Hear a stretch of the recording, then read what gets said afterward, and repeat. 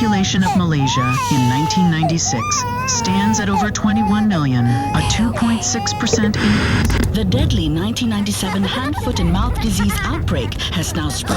The Asian financial crisis inflation has spiked to 5.3% in 1998. That means less in the shopping bags.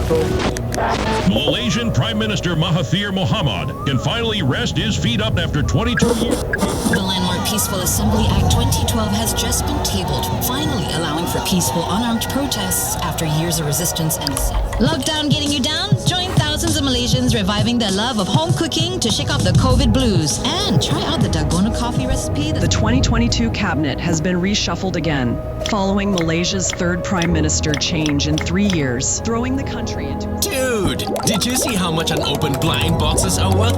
One sold for 5K at auction. It's insane.